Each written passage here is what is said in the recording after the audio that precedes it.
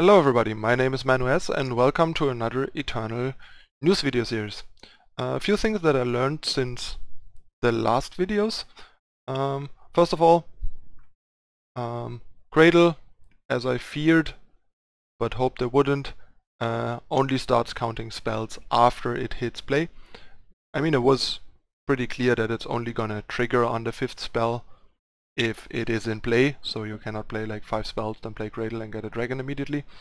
But what I was hoping is that, similar to the Bloodcall Invoker, who knows what happens before it hit play, to give you a unit at the end of turn, even if you gained life before you played the Bloodcall Invoker this turn. I hope that there would be some internal counter for Cradle, that for example if you play it on the 8th spell, with 8 spells played during the game so far, that you only need to play 2 more spells to get a dragon, but that's not the case. It starts at 0 every time, which I think makes the card near unplayable, most likely. I don't see any scenario with other cards that we might get that remedies that fact. Like, we basically would need to get a lot of good Echo spells, which I doubt, especially because Echo is an Elysian keyword, and there will probably only be very few, if any, Echo cards in the new set. Not sure if and how strongly they continue keywords from set 1 and set 2, given that the keywords are attached to the faction combinations. Alright, the other thing that I know now for sure is Mentor requires a ready unit. You cannot mentor an already exhausted unit, which also makes Mentor a lot worse, especially in aggressive decks, and mostly makes Mentor seem more of a mid-range ability with some value orientation, and that doesn't care as much about speed and pressure. But Aerialist Teacher Trainer looks like a really good Horror mid-range card if there's enough overall support for a Horror mid-range deck, for example. Alright, let's jump into all the spoilers that have piled up since the last time. First off, we have Serpent Mount, another Mentor card. The 4 power, double blue, 1/1 flyer with Mentor. And what happens is, if you mentor a unit, Serpent Mount gets the attack of the unit you mentor. All in all, pretty weak, I think. All you're gonna have is an overcosted fragile X1 flyer that also causes you to exhaust your biggest attacker, preferably the turn you play this, which also is probably not gonna be that big by the time you play this if you play it on curve. So a lot of the time you will get something like a 3/1, maybe, but unlikely a 4/1 flyer for 4, which seems awful, especially, like, I mean, a 4/1 flyer would already be bad for 4, but given that it also exhausts your best unit, it's just, yeah, that card's does not even seem particularly good in limited. It's gonna be okay in limited maybe, because heavy hitting flyers are always appealing, but the fact that it has 1 health makes it so vulnerable. The card just is really bad in both formats, most likely, but probably like filler material in limited or something. Alright, on to the next card, another Mentor card.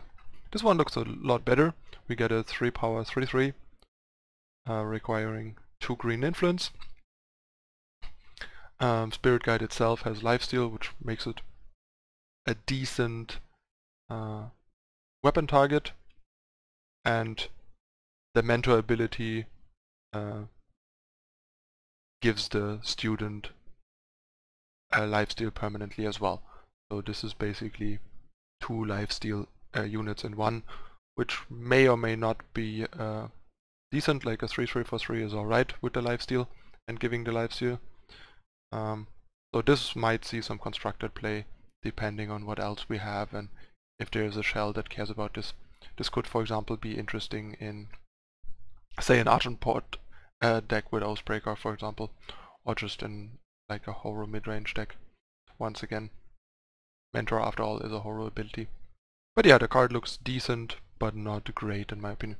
And in limited it's probably gonna be a very good 3-drop, most likely. Not a bomb or anything, but a good pick, I think. Next off we have another warp card, Shatterglass Mage. This is basically a slower but stronger Furnace Mage. The problem is the fact that it kills an enemy attachment makes the warp worse. Because if your opponent has targets but doesn't have a target by the time this is on top of your deck, you might not want to warp this. Although on the other hand you can make the argument that you basically have a 2-for-1 in 2 cases and sometimes a 3-for-1 by basically either getting a 5-power 5/3 that kills an enemy attachment or a 5-power 5/3 overwhelm that basically replaces itself or is like free because it comes off the top of your deck. And in some cases you will get a 5-power 5/3 that is free and kills an opposing attachment, making it a 3-for-1, and that's the times where it is really powerful. I also think the fact that it has 5 attack matters a lot in Praxis, because there's all these 5 matters type cards, Friendly Wisp, Dawnwalker, stuff like that. There might even be more in the new set, who knows. Overwhelm is decent in a deck that may or may not be playing Obelisk. And yeah, all in all, looks like a decent card, nothing exciting, but looks like a better main deck card than Furnace Mage to me, a more main deckable card. All in all, for various reasons, because it's more likely to be a 2-for-1 either way, and sometimes even a 3-for-1, and also I think the difference between 4 and 5 attack is fairly big, so is Overwhelm, especially if you factor in cards like Obelisk.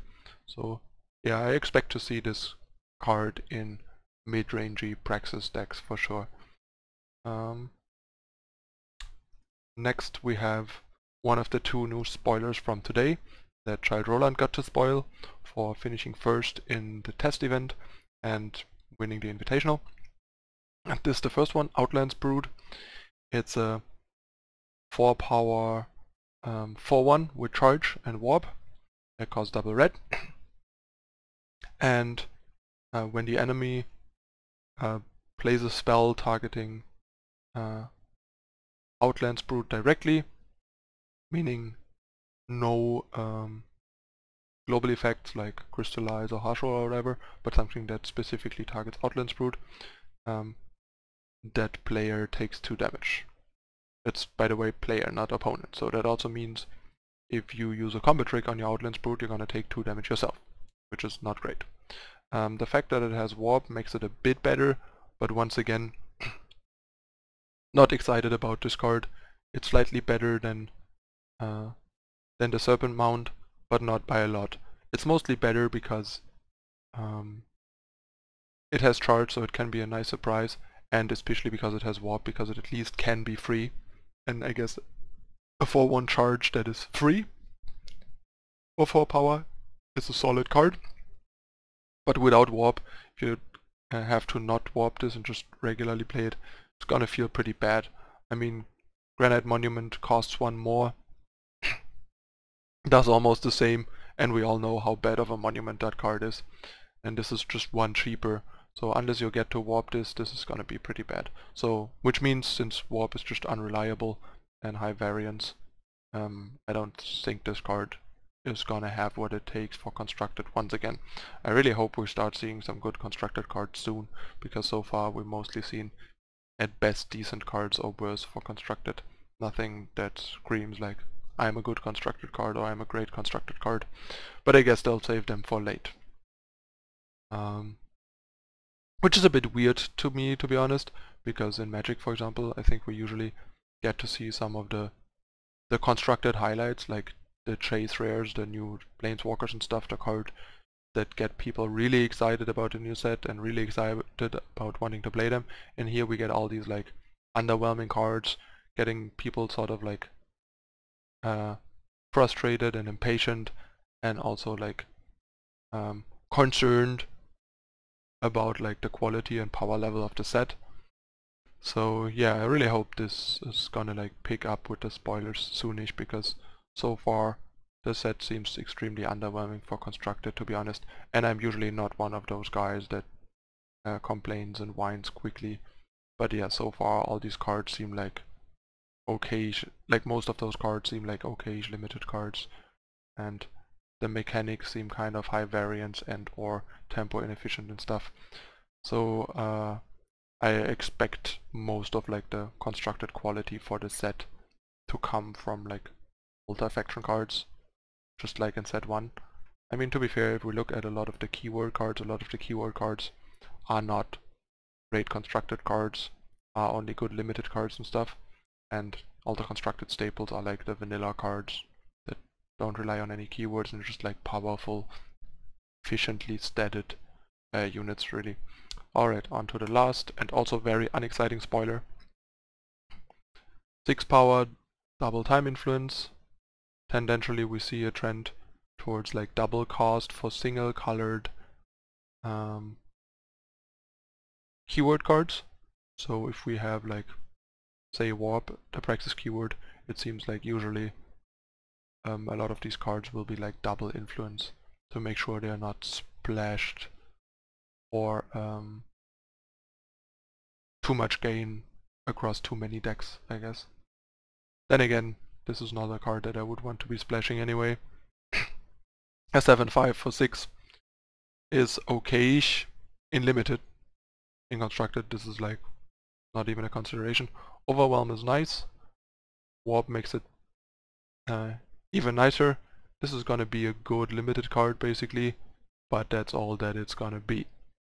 I mean, in limited, Terrazon is pretty good, and Terrazon is a 6/5, no overwhelm, no warp for 5, and adding 1 power to get 1 more attack, overwhelm and warp seems like a pretty good deal. So this is gonna be like a very solid to good uncommon or limited, but in constructed another disappointment basically. Yeah, I really hope we're gonna start seeing some